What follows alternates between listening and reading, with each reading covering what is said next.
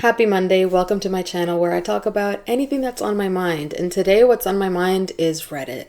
I love reading Reddit, but I love Am I the A-hole the most. This is going to be my first video on it, but I've been reading this for years at this point. Let's get started. One thing I kind of hate about Reddit is how it tells you before you read it if most people deemed the person the a-hole or if they're not the a-hole. But this one doesn't even say anything. It just says poo mode activated. So I wonder what that means. I wonder if that means they're extra the a-hole. But because I've never seen that on any of the Am I the A-hole subreddits that I've read. Am I the a-hole for accidentally ruining my autistic boyfriend's safe food? Based on the title, I'm going to say yes. It's near and dear to my heart as a fellow autistic person.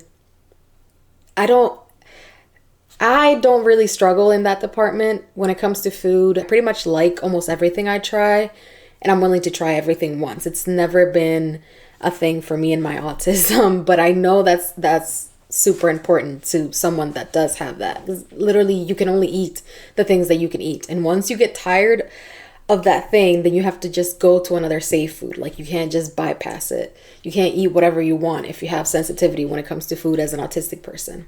Am I the a-hole for accidentally ruining my autistic boyfriend's safe food? My boyfriend loves stew. He wants to eat it every day for every meal.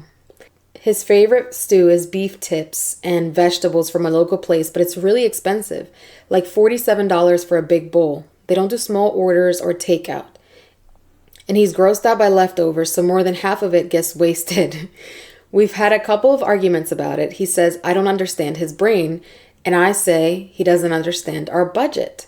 Recently, I looked up some recipes, including doing dissection of the takeout soup, and tried my hand at making a home-cooked replacement for stew night.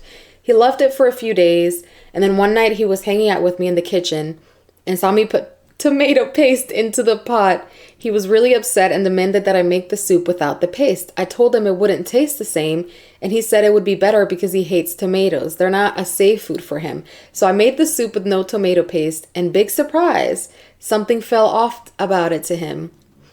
Instead of admitting that the tomato paste was necessary, he threw a fit and told me he didn't want home-cooked food anymore if I was going to play with him and not take his safe food seriously. He thinks I changed more than just the tomato paste in an effort to get him to admit he was wrong. $400 in stew orders later, I had an idea to ask the chef when we were picking up the order if there was any tomato products in the stew. And lo and behold, there is tomatoes in the recipe. Fucking tomato paste. In my mind, this was great because I thought he would get over it if he knew his original perfect stew had tomato paste. Like, oh, I guess tomato paste isn't so bad then. But it was the exact opposite. He walked out of the restaurant without saying anything and then refused to eat the stew that night and hasn't ordered it again. And he's been ignoring me while sulking around the house, using his whiny voice a lot and slamming things. His sister also texted me to tell me I'm a selfish asshole for needing to get back at him by taking his favorite food away. I literally just wanted to stop spending insane amounts of money on stew. I wasn't trying to hurt him or ruin his life. I'm not autistic. I can't really wrap my head around caring this much about a single ingredient. I genuinely didn't see his reaction coming.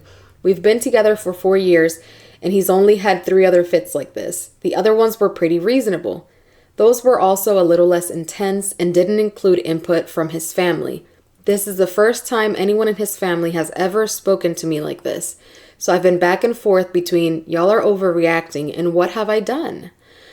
Am I the a-hole? It sounds so dumb when I write it all out, but living it has made me feel physically sick with regret. I can't think straight anymore. I'm getting ready for work right now, so I can't respond to individual comments, but there's some recurring confusion/questions I wanted to clear up because it might affect the answers. 1. The stew place is a catering place with a mini restaurant, so every time we order takeout, we're ordering a catering amount pretty much. It's not stew made of gold, lol. 2. We order from there 2 to 3 times a week. It's not the only thing he eats, it's just the top 5 foods for him. He doesn't eat this unreasonably every single day. He has a job. 3. He has a job and contributes with money. I'm not funding his entire diet. We do mix money, so even though he pays for the meal half the time, it does still feel like we're losing money. He works part-time and I work full-time. Bills are probably split 70-30. Oh no. Okay, before I even read the comments, she's not, I think it's a she. They're not the asshole. I think she's a freaking saint. And I think it's an important topic to talk about when it comes to autistic people, because autistic men and autistic women are not raised the same way typically. And that can create people like this. Him not wanting to accept that there's tomato paste in it, even though there is very freaking childish. And it usually comes from growing up in a household that kind of excuses, because you have this disability or because you have this condition, you get special treatment. My mom did do this for me when I was a little kid. She eventually stopped, which was good. Thanks, Mom. She used to make a separate meal just for me based on what I wanted to eat that day. I don't remember like having meltdowns and stuff, but I must have, because that's like one of my earliest memories of my mom making food for me that was completely separate from everybody else's. Now, mind you, I was not diagnosed autistic, but I was just a very particular kid, and she was trying to accommodate that at first. Eventually, she stopped all of that, and she had me basically try everything once. And if I didn't like it, then obviously I didn't have to eat it, but I would have to pick something else to eat. Like, I couldn't have an entirely separate meal for myself just because I didn't want to eat what everybody else was eating, or like I didn't feel like eating that day. I think it's something you have to be conditioned from childhood to like understand you're not the only person in the world. And a lot of autistic boys are raised just like boys, where basically they're allowed to do and be whatever they want. But it gets even worse when that person has something like autism. The fact that his family and people around her aren't telling her that she's not the a-hole kind of gives me an idea of that. It's, mind you, it's not like that stuff is not hard for him, but he has to grow up a little bit. I wonder what ages they are. Usually on Reddit, they tell you like, oh, 23 female, 24 male or whatever, but they didn't. So I don't know how old he is, which is hard, because if he's like early teens, not early teens, if he's like late teens, early 20s, then that can be fixed and worked on. But if he's like mid 20s, early 30s, that man is set in stone, especially as an autistic person. He's not going to change any of that. You just have. And also, they're splitting bills 70-30. Since she's the one that works full-time and he works part-time, I'm guessing she's the one that pays the 70. So obviously I'll be pissed if I have to pay 70% of the bills, and then I try to like mitigate that cost by making you the meal, and you completely shit on it and refuse to accept that there's an ingredient in it that clearly belongs in there because you liked it. I would probably crash out. So I'm gonna say not the a-hole. I wonder why a lot of the Hold on, let me read this. Not the a-hole. Neurodivergence is not equated with being an a-hole. Regardless how many TV shows we have that think it's funny to show the possibly neurodivergent character in that light, unfortunately, we've come to associate the two as going hand in hand, and that's both an insult and a disservice to people that are neurodivergent. The world does not cater to anyone unless you've got the money to make it, which most of us never will. That means people need to learn that they're not always going to get what they want. And that's what I'm saying. Boys just pretty much are taught that they're going to get whatever they want. Not always, but a lot of the times. And that it's even worse when you're an autistic person to raise a kid that way, because it's just reinforcing the fact that the world has to work around them. Spending $400 per month on one food every month is ridiculous. Spending $47 multiple times a week on one meal that isn't even fully eaten is ridiculous. I fully understand food aversions. Both my parents have pretty severe texture and taste issues. I was never forced to finish my plate or anything like that because my parents both had parents like that, and they both suffer with severe food aversions. My fiance has food aversions, and he has things that are his favorite thing to eat, and he could eat them every day. But here's the key, neither my parents nor my fiance tailor their entire life and diet around that one or two things they love to the point that they're spending over $100 per week getting it. They recognize that they have aversions and they avoid things that contain the things they don't like, but that doesn't mean they only eat one expensive item multiple times a week. I can't help but notice that your boyfriend not only works only part-time, but only contributes 30% to household expenses, while you're expected to work full-time, contribute the bulk of expenses, and to cater to his dietary habits.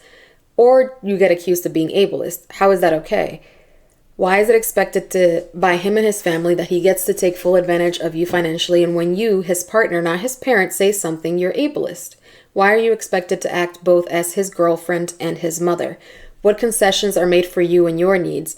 How much of your life is spent catering and caretaking someone that's supposed to be your partner? You tried to do something nice for him that also saved your budget. It didn't work out. That sucks. It happens. Instead, he and his family are painting you as some sort of Disney-level villain over stew. Think about that. Does that sound at all reasonable? Reddit deemed this one not the a-hole for OP, but I don't know. The Latina in me is feeling bad already for the person in this story. Am I the a-hole for not allowing my mom to stay another week after her pipes burst just before Christmas? Bro, just let your mom stay. No, let me see what she did. 38 female. I'm celebrating Christmas with my mom, 68 female, my brother, 47 male, and his family. My mom flew in and out of state, and we are driving to a meetup location to spend time with my brother's family, a place in the mountains we all enjoy just for the holidays. All of us live hours away, our mom being the farthest, on the opposite coast. My brother and I are several hours away by car. This year, we received the bad news that while my mom has been at my place, her pipes froze and flooded her basement. She's upset, understandably. I helped her get everything started and have her insurance, a cleanup team, and a general contractor all working on her place while she is with me. She then broached the topic that she wanted to extend her week stay to 2 weeks or more. I said no. I need to get back to my regular routine and get ready to return to work. She's welcome to stay here as originally planned, which is until Saturday. Then she said she may ask to ride back with my brother and his family to their home in another state, opposite direction than me. She refused to ask him until Christmas, so I gave my brother a heads up last night so he has the chance to speak with his wife. I also told them that he's under no obligation to say yes, as she is welcome to stay with me until Saturday, and her insurance company will be footing the bill for most of her stay at a hotel and meals if, big if, her residence is uninhabitable, which we do not know at this time. He told me that he didn't have room to take her back with him. 3 people in his car and no room for a 4th, assuming luggage is the issue. That I should let her stay with me because she's lonely. I told him I understood that, but I'm not wrong for wanting to cap my time with her at the 1 week originally planned. He had left that text on send. My mom can be a challenging personality, and with this unfortunate development, she's even more difficult. I love my mom, but I'm tired. I want my house back and don't want to be criticized or complained at. I refuse to allow my lonely mother to extend her stay with me, despite the recent damages to and unknown state of her home. Am I the a-hole for prioritizing my space and personal downtime over my mother's emotional needs? Yeah, you're the a-hole. I don't really understand how Reddit deemed not the a-hole. All right, Cold Gator said, nah, but this is tough. It's not like you owe her a place to stay, especially when insurance will pay, but I don't think I could tell my mom to stay at a hotel during the holidays. Why did I say nah? It's not the a-hole. Jesus Christ. Not the a-hole, but I think you should take this one on the chin, because if you want to keep talking to your mom, you will probably never hear the end of this otherwise. It's a lightning strike situation. There's a good reason she can't go back to her home that is unlikely to ever occur again. Suitable_doubt 7359 said, not the a-hole. Your brother also doesn't want to bring her to his home. He has plenty of room in his car. I'm going to have to hard disagree on this. And this is coming from a person that doesn't have the best relationship with her mother. Like, my mother annoys me to no end. I think her and I were put on this earth to annoy each other. But I would never tell my mom that she has to stay at a hotel over the holidays for an incident that she had no control over. Never would do that. It just doesn't make sense. It's a very, like, American thread here, because it's just like, I guess I can't judge, but I will judge. Americans are very individualistic, so maybe that's why I don't understand it, because Latinos are generally not. If your mom didn't raise you, then that would make sense, because listen, you don't owe her anything. But if your mother raised you, you said you love your mother, Bro, you're telling me your excuse for not letting her stay in your house is because you need to get back to your routine? It's the freaking holidays. You'll be fine. And the brother is saying he doesn't have room in his car, he doesn't have room in his house. Be so for real. You guys can make room and then stretch every few hours if it's a little bit of a tight spot. But I'm not telling my mom when she has expressed that she would like to extend the week at my house to go to a hotel because I just don't want her there. That's weird. Like, you guys don't feel weird doing that?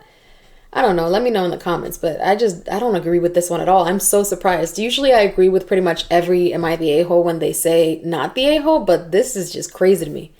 Okay, let me know in the comments what you thought, who you think was the a-hole. Like, comment, subscribe, and I'll see you later. Bye.